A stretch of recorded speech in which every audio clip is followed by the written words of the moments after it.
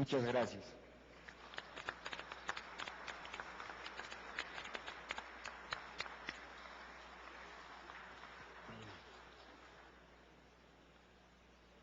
Agradecemos al doctor José Eduardo Beltrán su exposición y le solicito a continuación a la doctora María Fernanda Campa que haga uso de la palabra. La doctora Campa es ingeniera geóloga por la Universidad Nacional Autónoma de México, Facultad en Ciencias, grado de maestra en Ciencias en Geología, doctora de Ciencias en Geología. Es profesora de Estudios Superiores de Petrografía, Tectónica, Geología Regional, Cartografía, Geología Económica, Geología de México. Tuvo mención honorífica en la obtención del título profesional y reconocimiento especial a la tesis de maestría. Es fundadora del Laboratorio de Geología de Yacimientos del Instituto Mexicano del Petróleo. Tiene el uso de la palabra la doctora Campa. Quisiera agregar, en realidad, qué pertenencias son las que me llegan al corazón y no esos currículum formales. En primer lugar, soy fundadora del grupo de ingenieros Pemex Constitución del 17 y me siento muy orgullosa de una decisión que tomamos en un periodo en el que nos echaron de Petróleos Mexicanos porque para poder reestructurar Pemex había que terminar con la memoria histórica. Eso decían los de McKinsey en esa época, de Carlos Salinas de Gortari. Y nosotros decidimos organizarnos en defensa de Petróleos Mexicanos y seguimos adelante.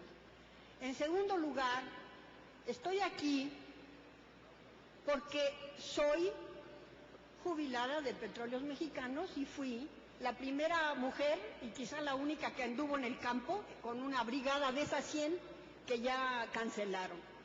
Y en tercer lugar, pues soy una orgullosa abuela. Dicho lo siguiente, ¿quién tomó la decisión de vender?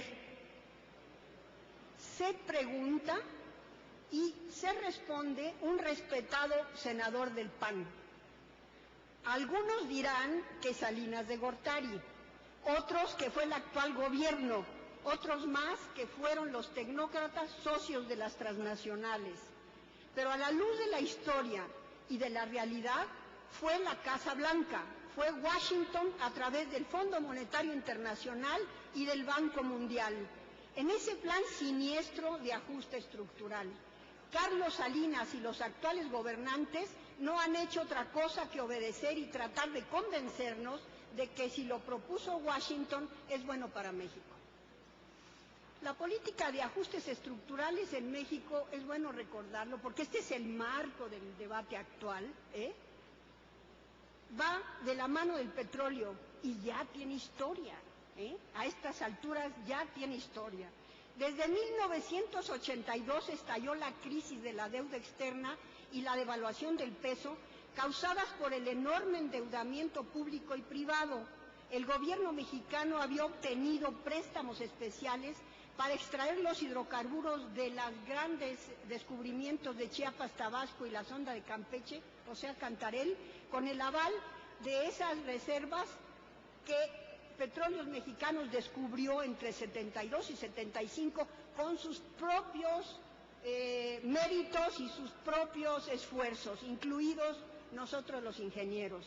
Hay que recordar aquí, como referencia, que en esa época Estados Unidos y Europa estaba desesperada por el control de nuevas reservas a partir del jaque casi mate que la OPEP les puso en la crisis energética mundial del 1973. Por primera vez en la historia contemporánea de México, desde la expropiación petrolera, la banca norteamericana obligó a Pemex a informar acerca de las reservas petroleras mexicanas como aval para los préstamos.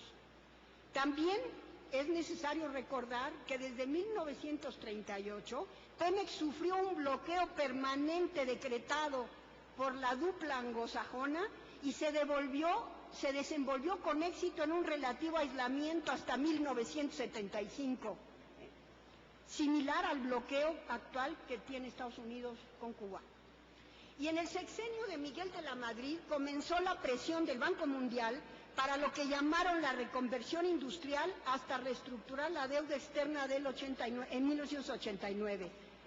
Con el fraude electoral de 1988, Carlos Salinas de Gortari entró de lleno a las privatizaciones masivas de entonces y al TLC, hasta el error de diciembre de 94, que produjo la siguiente crisis de la crisis, donde se firmaron los ominosos acuerdos marco en febrero del 95 entre los gobiernos de México y Estados Unidos, a través de los cuales la banca norteamericana otorgó una línea de crédito por $50,000 millones, pero una vez más con el aval de Pemex, dejando hipotecado al petróleo mexicano. Ese es el marco de fondo.